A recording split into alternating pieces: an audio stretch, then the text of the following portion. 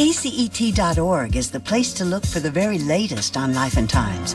Just go to KCET.org, scroll down the page, and click on Life and Times. He insists he's not a racist. And yet when Michael Richards started hurling slurs at African Americans in a comedy club recently, you have to wonder, just what is racism these days? Is it in acts, deeds? What if our thoughts are racist, yet we never express them? For a spirited discussion, we brought three people together around a kitchen table. TV web host and writer Pearl Jr., conservative Tammin Pearson from the Southern California Republican Club, and Joe Hicks of Community Advocates. Our segment, The Kitchen Table, is funded by Ralph Tornberg.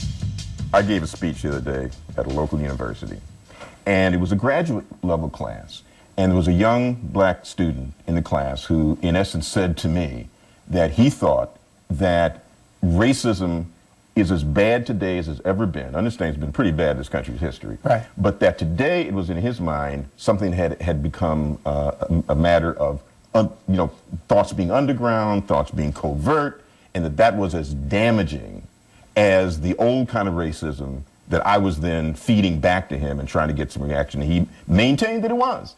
I guess my question to you is that the condition today? What is the state of racism in America today? Is it a matter of mental thoughts, or is it a matter of deeds that are actionable, you can sue people for? Is that where we actually are in today's society in terms of what racism, how racism manifests itself? I think the final phase of equality is in our mind. Okay, we broke down legal barriers, slavery's over, Jim Crow's over, we can sue people, you're absolutely right. But I think right now there's still a lot of psychological racism that goes on as far as inferiority and superiority complexes. We hear a lot about people complaining about, I got in this elevator and this old white lady got in and she looked at me and she clutched her purse because she thought I was going to steal her purse. Do we care? Does it matter what she thinks? And honestly, you're not going to rob her, so what does it matter? Honestly, it doesn't matter to me at all. If she thinks that. And she might not have been clutching the purse because I'm black. This is what happens when you start getting into people's thoughts. I'm 6'1". I'm about 200 and something pounds. A little 4'11" lady in the elevator may be intimidated because I'm a man standing behind her rather than me being black. I think when we start trying to get into people's thoughts and what they're thinking, there are no more lynchings, there are no more hangings, we're not being beaten to death for whistling at white women, and we still get our jobs, and when we don't, we sue for them, and we manage to get what we do. It's not even close. Okay, but statistically, white on black hate crimes are still leading in hate crimes in this country, according to the U.S. Census Bureau. So there's still a lot of hate crimes that are going on, but is the media suffocating that, not really talking about it and ignoring it? But there really aren't a lot of hate crimes, Pearl. The hate crimes in proportion to the major categories of crime are minuscule. So then I guess my question here is, should this notion of if racism isn't manifesting itself in ways you can touch, see, feel, taste, and it's in our perception of what white people are thinking about us, shouldn't that then instruct some kind of change in terms of the activities of the NAACP, Al Sharpton, Maxine Waters et al.? Should that not then result in some new way of viewing where we are in society in terms of this swing of progress on racism? No, because if they view it differently, that would mean they'd be cutting out their meal ticket. You have to at least continue to let people continue to think that there are problems like hangings and lynchings, and that we were talking today about a gentleman who we saw suing the Los Angeles Fire Department for racial discrimination because when he was being hazed, they put dog food. $2.7 million the brother got. And he said it was a racial thing. Now, last time I checked in the history books, I don't remember anything about us eating dog food. I don't remember Alpo being part of the whole lynching process. Well, I know, but is it a sign of progress, though, that we're talking about racism in these kind of terms as opposed to, people being prevented from getting jobs or people prevented from renting? I'm not saying these things don't ever occur. They just did a survey, and like Shaniqua Jenkins, she might not get a call in for an interview because her name is Shaniqua, okay? So they still say there's very ethnic names. When you call, they did another survey when they call on the phone and you sound very black. That was another test that they did. And the black people didn't get called in. So there is still a lot of racism there. And to think there isn't is to me, naive and silly. No, I think that there's been a lot more progress than you're letting on. The fact that a Shaniqua would keep from getting a call back is one thing. But when you have players in the NBA making $80 million and they claim racism because they have to actually have a dress code.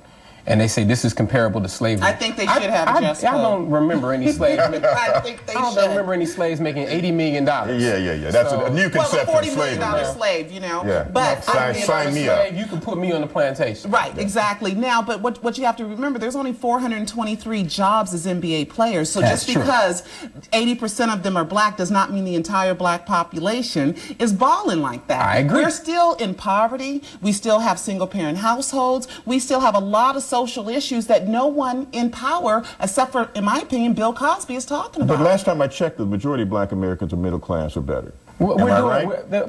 much better. The black income has never been higher. We have more black ownership. That's true. Statistically, there are more black small businesses right now. There are more black homeowners, and there are more black men who actually, for the first time in a long time, actually staying with their women. No, that's not true. I'm going to tell you the truth. So, in the 1960s, 80% of our children were born in wedlock. Right now is down to 30% of our children. We have to really study and we have to research what's going on to know what's going on. We have serious issues in the black community and everybody wants to sugarcoat them. There's a lot of psychological stuff that's going on where we don't think we're good enough. None of those things that are but going on the have question anything to do again, with back to the basic question though. You know, the racism that we struggled against for years was a very concrete kind of thing. Now it's psychological. And now we're talking about, you know, what's inside of people's heads. And I'm still back to this. I'm going to hammer this home. Isn't it a sign of progress? I tried to get this young man to at least acknowledge that somebody getting lynched from a tree, it's another the form. devastation that provides for a family and for a community, and somebody getting in an elevator and thinking, well, what's this woman thinking about me? Am I going to steal a purse? Are very different kinds of things. It is different. Which means that this nation has fundamentally, my argument here, changed a great deal. And shouldn't we be acknowledging that? I think it's just twisted, okay? Right now, instead of the white man lynching us, we're killing each other like crazy, okay? We are becoming our own worst enemies, you see? So it's a different form of racism that's coming from the media, giving us images of ourselves, not to unify, not to love ourselves. But that's not racism, Pearl. That's cultural dysfunction. That's exactly. another whole question we could get into for like hours. Aren't we Americans? No, of course Aren't we Americans? Bill Cosby has addressed it directly. A That's number right. of people have addressed, John McWhorter has addressed it directly in his new book. Juan Williams has addressed it directly in his brand new book. People are addressing it and they're saying these are issues. Instead of people talking about the kind of racism that once existed, let's look inward at the black community and say what's causing these afflictions and how do we deal with them. But it's media images and we don't own enough media. We don't own our own images. But the fact that we're talking about NBA players and we're dealing with jobs that people have and we're dealing with these things rather than dealing with people being buried in shallow graves, it just goes to show that there has been progress. All right, we got to wrap it. We got to get out of here. This has been fun, guys. We got to do it again. We could do this for hours, but we'll be back.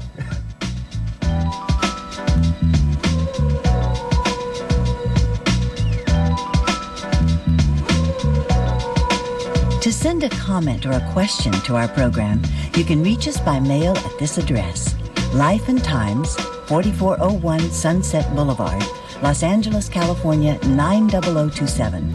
You can also call our viewer comment line or contact us the fast way by email at kcet.org.